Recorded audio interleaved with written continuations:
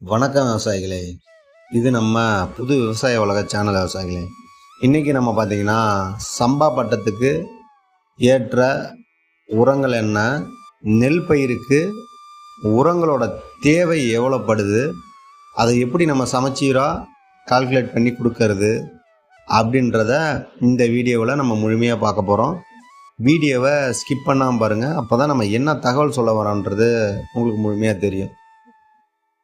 இப்போ நம்ம அதிகப்படியான ஒரு ஈல்டு எடுக்கணும்னா நம்ம நெல்லுக்கு ஒரு 16 வகையான சத்துக்கள் தேவை. அந்த சத்துக்களை மண்ணிலேருந்து எப்படி எடுக்க வைக்கிறது, உரங்கள் மூலம் எப்படி நம்ம அதை சமன் பண்ணுறது, இந்த உரங்கள் மூலம் நம்ம சமன் பண்ணி மண்ணில் இருக்க சத்துக்களையும் பயிர்கள் எடுத்தால் தான் ஒரு ஆரோக்கியமான பயிர்கள் கிளம்பும்.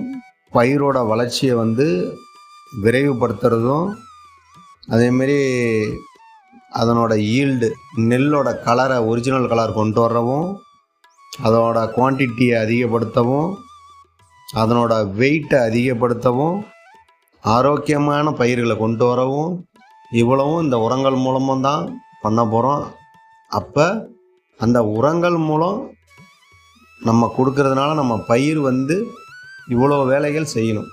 அப்போ உரங்களை எந்தெந்த நேரத்தில் எப்படி கொடுக்கணும் அப்படின்றத இந்த வீடியோவில் பார்க்க போகிறோம். வீடியோவை முழுமையாக பாருங்கள். நம்ம சேனலை சப்ஸ்கிரைப் பண்ணாத விவசாயிகள் சப்ஸ்கிரைப் பண்ணி பாருங்கள். அப்போ தான் நம்ம போடுற தகவல் உங்களுக்கு முழுமையாக சேரும். சரி விவசாயிகளே, வாங்க வீடியோக்குள்ளே போகலாம்.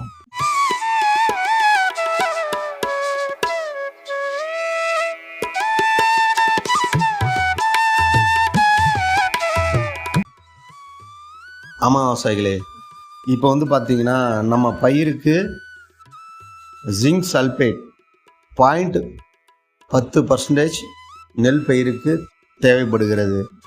அதே மாதிரி மல்டி நியூட்ரியன்ஸ்னால் போரான், மெக்னீசியம், அயன்,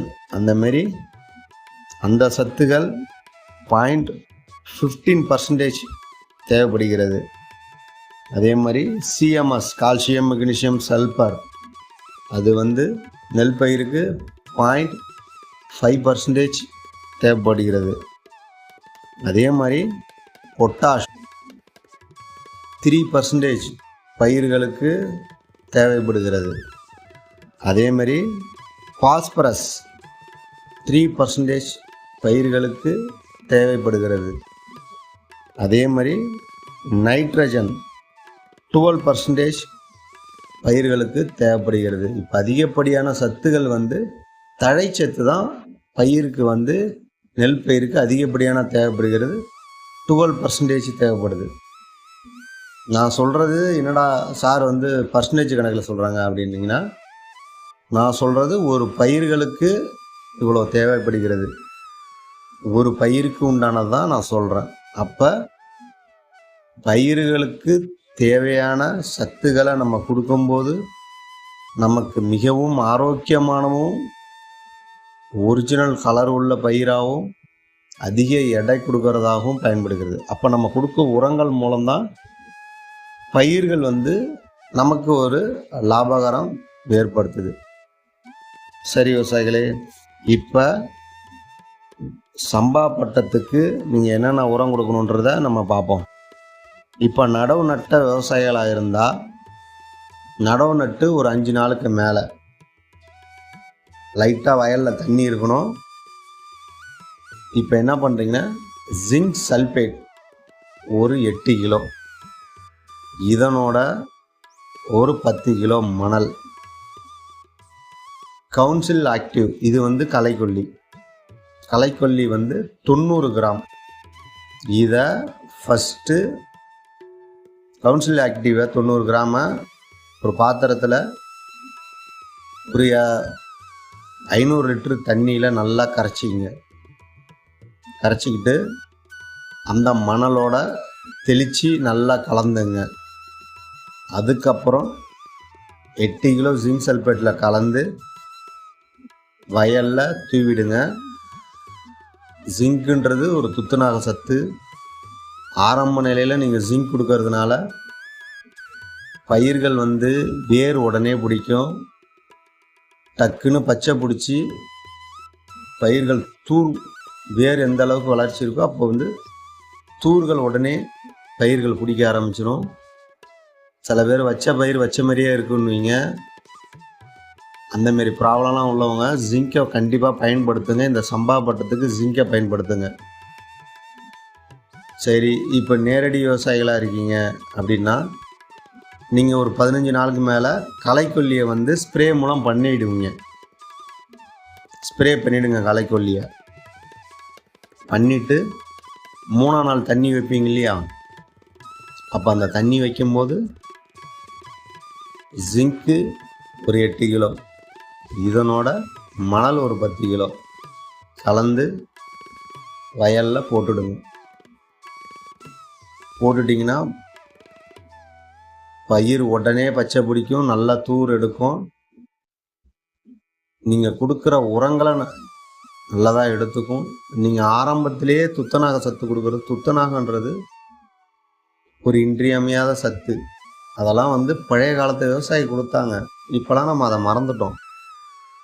உங்கள் வேளாண்மை ஆஃபீஸ்லேயே மானியத்திலே கிடைக்குது. ரேட்டு ரொம்ப கம்மி தான், 200 ரூபா இந்த ரேஞ்சு தான் கிடைக்குது. இது போடுறதுனால நீங்கள் பூச்சி மருந்து அடிக்கிறத ரொம்ப குறைக்கலாம். ஏன்னா இந்த சத்துக்கள் கிடைக்கிறதுனால பயிர் சத்தாக இருக்கும் போது, ஆரோக்கியமாக இருக்கும்போது பூச்சிகள் தாக்குதல் வந்து அவ்வளோ சீக்கிரம் எளிமையாக பயிரை வந்து அண்ட முடியாது. அதனால் ஜிங்கை கண்டிப்பாக பயன்படுத்துங்க. அதே மாதிரி நடவு செஞ்ச விவசாயிகளாக இருந்தால் 15 நாளுக்கு மேலே நீங்கள் முதல் உரம் கொடுக்கணும். என்ன உரம் கொடுக்குறீங்க அப்படின்னு பார்த்தீங்கன்னா சிங்கிள் சூப்பர் பாஸ்பேட். இது வந்து 75 கிலோ, அதாவது 1.5 மூட்டை. சிங்கிள் சூப்பர் பாஸ்பேட் வந்து பவுடர் வகையில் தான் இருக்கும். உரம் போடுறவங்களுக்கு கஷ்டமாக இருக்குன்னுவாங்க.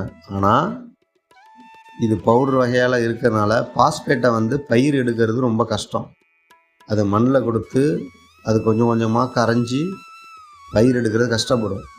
அதை நம்ம பவுடர் வகையாக கொடுத்தா தண்ணியில் எளிமையாக கரைஞ்சி வேர்கள் வந்து டக்குன்னு எடுக்கும். இந்த பாஸ்பேட்டை எது கொடுக்குறோன்னா ஆரம்ப நிலையில் தான் பாஸ்பேட் தேவைப்படும். வேர்களோட வளர்ச்சிக்கு தான் இது மிக இன்றியமையாது. அப்போ இந்த பாஸ்பேட்டை நீங்கள் சிங்கிள் சூப்பர் பாஸ்பேட் வாங்கி போடுங்க. டிஏபி அது இதுன்னு பார்த்தீங்கன்னா நீங்கள் 1800 ரூபா வரைக்கும் விலை போகுது. ஆனால் சிங்கிள் சூப்பர் பாஸ்பேட் வந்து 600 ரூபா. இதோட அருமை நமக்கு தெரிய மாட்டேது. இதை வாங்கி பயன்படுத்துங்க. நான் சொல்கிறேன், 1.5 மூட்டை போடுங்க ஏக்கருக்கு. அதுக்கப்புறம் சொல்லுங்கள் ரிசல்ட் எப்படி இருக்குன்னு. இது பவுடர் வகையில் இருக்குது. இதை போட்டோடனே தண்ணியில் ஈஸியாக கரையும், பயிர் உடனே எடுத்துக்கும், வேரோட வளர்ச்சி நல்லாயிருக்கும். வேரோட வளர்ச்சி இருந்தாலே பயிர் வந்து டக்குன்னு கிளம்பும். எந்த அளவுக்கு வேர் வளருதோ நீங்கள் சொல்லுவீங்க கடைசி கட்டத்தில் வந்து பயிர் வந்து சாயுதுன்னு. அப்போ வந்து மண்ணில் வந்து வேர் வந்து ஈஸியாக போகாது, வேர் அதிகமாக வளர்ந்துருக்காது. அந்த பிரச்சனை தான். அதனால் சிங்கிள் சூப்பர் பாஸ்பேட்டை வந்து பயன்படுத்துங்க. நான் சொல்கிறேன், இந்த சம்பாவை பயன்படுத்திட்டு எப்படி இருக்குன்னு நீங்கள் கமெண்ட் பண்ணுங்கள். 1.5 மூட்டை சிங்கிள் சூப்பர் பாஸ்பேட். இதனோட கண்டிப்பாக வேமை பயன்படுத்துங்க. வேமை பற்றி நான் தனி வீடியோ நிறையா போட்டிருக்கேன். வேம்ன்றது ஒரு பூஞ்சானம். இந்த பூஞ்சானம் என்ன செய்யும்னா நம்ம பயிரோட வேரில் போய் ஒட்டிக்கும். இன்னொன்று என்னன்னா, இந்த பூஞ்சானம் வந்து உறக்க நிலையில் இருக்கும்.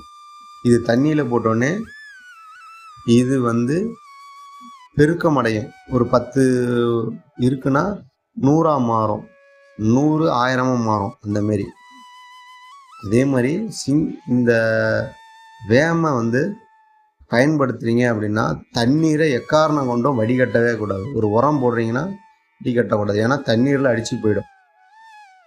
அதனால் தண்ணீரை வடிகட்டக்கூடாது. முதல் உரம் போட்டு ஃபுல்லாகவே பயிர் வந்து அந்த தண்ணி உஞ்சுற வரைக்கும் தண்ணீரை புதுசாக வைக்கவும் கூடாது, தண்ணீரை நீங்கள் வடிகட்டவும் கூடாது. ஒரு வாரத்துக்கு நீங்கள் அப்படியே பயன்படுத்தணும். அதுக்கப்புறம் அந்த பூஞ்சானம் போய் பயிரோட வேரில் உட்காந்துரும். வெள்ளை வேர் வளர்கிறதுக்கு மிக முக்கிய காரணியாக இருக்கும். வெள்ளை வேர் பிடிக்கும். நம்ம கொடுக்குற உரங்களை பயிர்களுக்கு எடுத்து கொடுக்கும். அதே மாதிரி மண்ணில் உள்ள சத்துக்களை பயிர்கள் எடுக்கிற வகையில் மாற்றி கொடுக்கும். அதனால் வேமை பயன்படுத்துங்க. வேன் கிடைக்காத விவசாயிகள் நம்ம நம்பர் கமாண்டில் பண்ணுங்கள், இல்லை நம்ம நம்பர் 9524535533 இந்த நம்பரில் கான்டாக்ட் பண்ணிங்க. நான் உங்களுக்கு வேம் வாங்கி தரேன். முதல் உரத்தில் கண்டிப்பாக நீங்கள் வேமை பயன்படுத்துங்க. பயன்படுத்திட்டு சொல்லுங்கள் பயிர் எப்படி இருக்குன்னு. இதனோட யூரியா ஒரு 25 கிலோ. இப்போ நம்ம முதல் உரம் என்ன போடணும்னு சொல்லிட்டோம். சிங்கிள் சூப்பர் பாஸ்பேட்டு 1.5 மூட்டை, அதான் 75 கிலோ. வேம் ஒரு 4 கிலோ.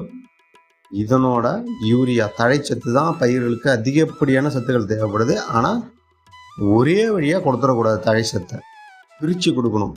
காரணம் என்னென்னா, அதிக பச்சையம் இருந்ததுன்னா பூச்சிகள் கவர்ந்து இழுக்கும். பூச்சிகள் பயிரில் முட்டையிட்டு பூச்சியோட தாக்குதல் அதிகமாகிடும். அப்புறம் நம்ம பூச்சிகளுக்கு ஸ்ப்ரே பண்ணிவிட்டு மருந்து அடிச்சுட்டு இருக்கணும். அதனால் தழைச்சத்தை பிரித்து கொடுங்க. அதிகப்படியான தேவை தான் பயிருக்கு நைட்ரஜன், இருந்தாலும் அதை பிரித்து கொடுக்கணும். சரி விவசாயிகளே, நான் முதல் உரம் சொல்லிட்டேன். இப்போ இரண்டாவது உரம் என்ன கொடுக்க போகிறோன்னா, அதே சிங்கிள் சூப்பர் பாஸ்பேட் தான். அது ஒரு மூட்டை. இதனோட விலை பார்த்திங்கன்னா 600 தான் வரும். ஆனால் இதனோட செயல்திறன் அதிகமாக இருக்கும். நீங்கள் 1800 டிஏபி காம்ப்ளெக்ஸ் அது இதுன்னு வாங்கி போடுறத விட இதை வாங்கி பயன்படுத்துங்க. எப்படி இருக்குன்னு சொல்லுங்கள். இந்த போகத்துக்கு நான் சொல்கிற இந்த உரங்களை பயன்படுத்திட்டு நீங்கள் சொல்லுங்கள். சிங்கிள் சூப்பர் பாஸ்பேட் ஒரு மூட்டை, அதான் 50 கிலோ. இதனோட கால்சியம், மெக்னீசியம், சல்பர், சிஎம்எஸ்ன்னு வரும். அது எந்த கம்பெனி இருந்தாலும் ஸ்பிக்கில் வருது, மற்ற கம்பெனிலையும் வருது. கால்சியம், மெக்னீசியம், சல்பர் அது ஒரு 20 கிலோ.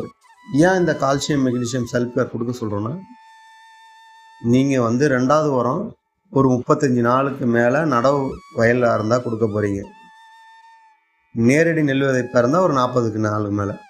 இந்த நேரத்தில் பயிர்கள் தண்டுகள் உருளும்.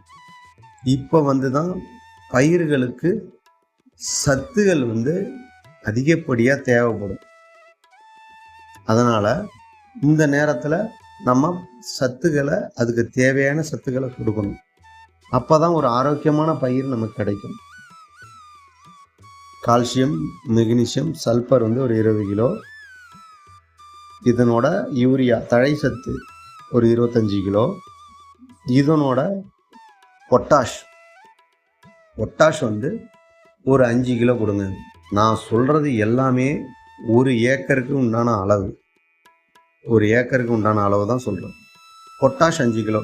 ஏன் பொட்டாஷ் கொடுங்க அப்படின்னும் போது, இந்த சாம்பல் சத்து கொடுக்கும்போது பயிர்கள் இந்த தண்டு உருளும் போது அதுக்கு தேவைப்படும் சத்துக்களும், அடுத்தது இலைகள் நல்லாவே விரைப்பு ஏறும்.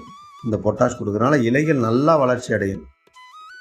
இந்தமாரி ஆகும்போது நம்ம சொல்லமுல இந்த இலை சுருட்டு புழுக்கள்லாம் அவ்வளோ சீக்கிரம் இந்த இலைகளை மடக்கி முட்டையிட முடியாது. அதனால் இந்த இலை சுருட்டு பாதிப்புலாம் வராது. அதனால் ரெண்டாவது உரத்தில் ஒரு 5 கிலோ பொட்டாஷை கண்டிப்பாக பயன்படுத்துங்க. இப்போ நான் சொல்லிட்டேன் ரெண்டாவது உரம் என்னென்ன கொடுக்கணும். Single super phosphate 50 kilo, calcium, magnesium, sulphur ஒரு 20 கிலோ, யூரியா ஒரு 25 கிலோ, பொட்டாஷ் வெறும் 5 கிலோ இருந்தால் போதும். இந்த சாம்பல் சத்து இதை ரெண்டாவது உரமாக நடவு விவசாயிகள் 35 நாளுக்கு மேலே, நேரடி நெல் விவசாயம் பண்ணுறவங்க 40 நாளுக்கு மேலே இதை பயன்படுத்துங்க. ரெண்டாவது உரமாக இதை பயன்படுத்தினாலே பயிர்கள் மிக ஆரோக்கியமாக இருக்கும்.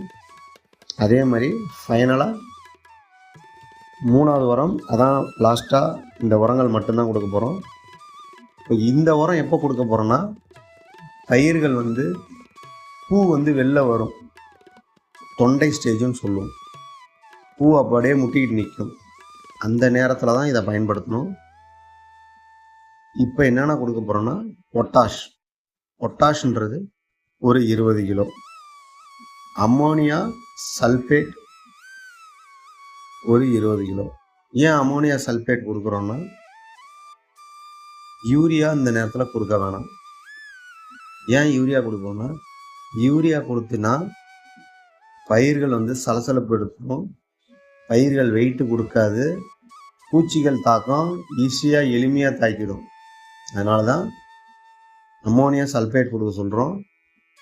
அது ஒரு 20 கிலோ. இதனோட மல்டி நியூட்ரியன்ஸ் பயிர்களுக்கு நான் சொல்லியிருக்கேன், ஒரு 16 வகையான சத்துக்கள் தேவை. அதை நம்ம தேவைப்படும் போது கரெக்டாகும்.